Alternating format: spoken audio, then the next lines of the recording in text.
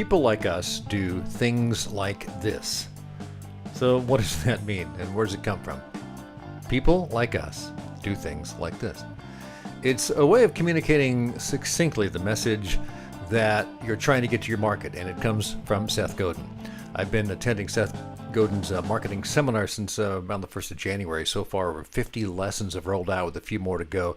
The online discussion between students and assistants is ongoing for another month or two. I thought I'd spend a little time sharing what I've learned from the marketing seminar in this week's Trade Show Guy Monday Morning Coffee. Hi, this is TP.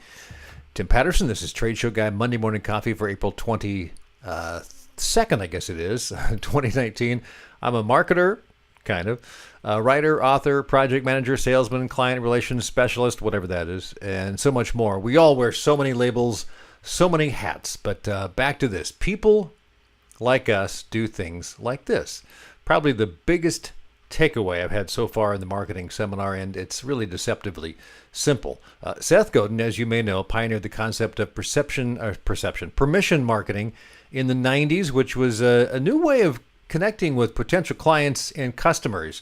Instead of battering people with messages that interrupt them, you look to have them invite you into their world and them into yours, so you can have an ongoing dialogue about what you do, what's important to them, all with the idea of creating the change you're trying to make in this world. And of course, this course has made me examine so many things about how I approach sales and marketing.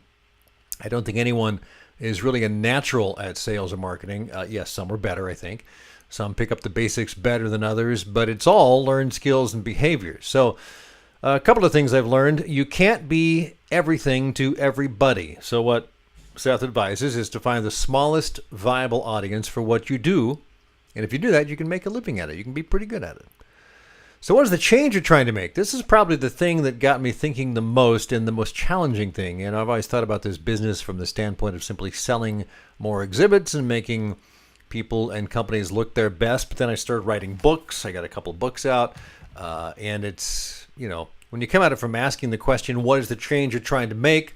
You think differently about it. One of my changes is I like to make people successful at trade show marketing, just not sell them something.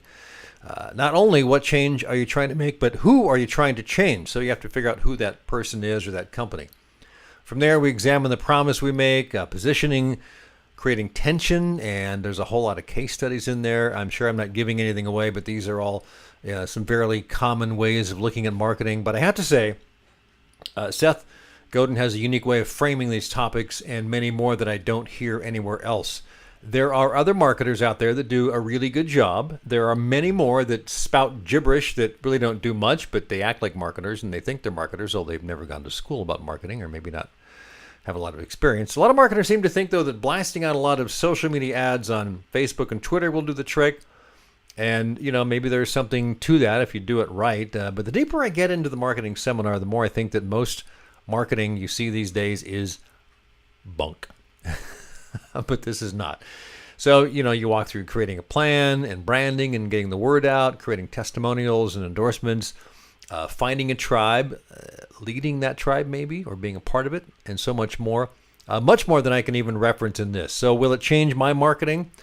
Probably. Hard to say. I really don't do that much marketing, but this is giving me a different way to look at things and to talk about what we do at Trade Show Guy exhibits. So one of the things that came through clear early on is that we as marketers need to define who we are for. For instance, I can't be the trade show guy that's going to do Nike's or Microsoft's new exhibit. I mean, could we?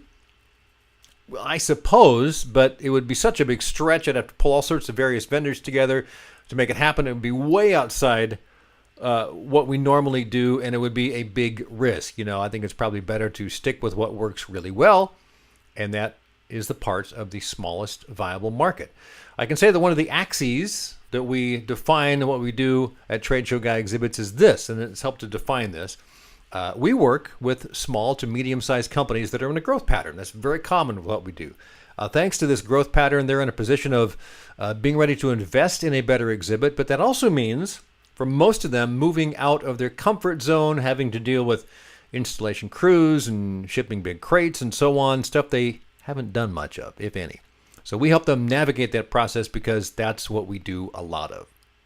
So if that's you and I've successfully communicated that message to you, that should ring true. Then you would say to yourself, that's what we need. I need to work with you.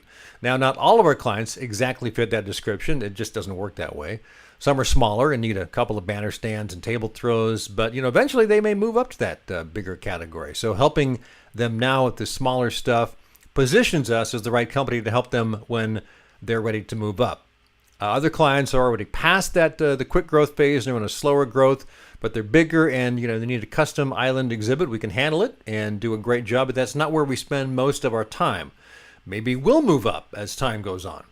I've taken a number of online courses, and while some were beneficial, most seem to come up short of what I was hoping. But frankly, the marketing seminar is over-delivering in so many ways I can't even count. And the price is so reasonable, it was a little too hard to believe.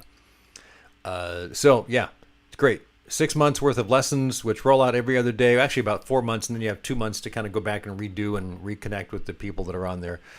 So that's it. This week's Trade Show tip: 8 questions to discuss regarding your social media engagement at shows, comes from one of the chapters in my book, Trade Show Success, 14 Proven Steps to Take Your Trade Show Marketing to the Next Level. So here are the questions that you get to discuss after the show, or maybe before the show. Number 1, do you actively engage in social media to promote your trade show appearances? That may be a yes or no question, but it bears longer discussion.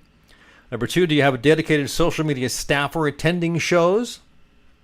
Again, who is that? If not, do you hire a third party? And if so, how does that work?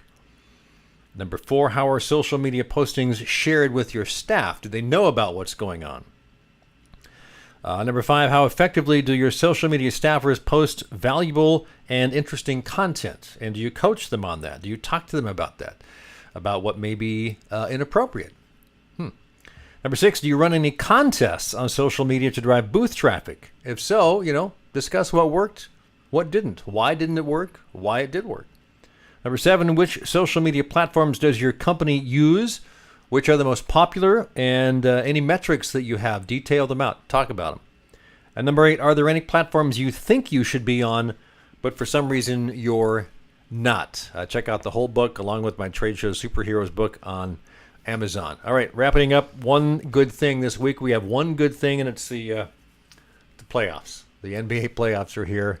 Rooting for my Blazers. They won the first 2 games as of this recording. There's another game in a couple of hours. By the time this posts on Monday morning, 2 more games will be in the book, so we'll see what happens. All right, have yourself a great week, and thanks for tuning in for the Trade Show Guy Monday Morning Coffee.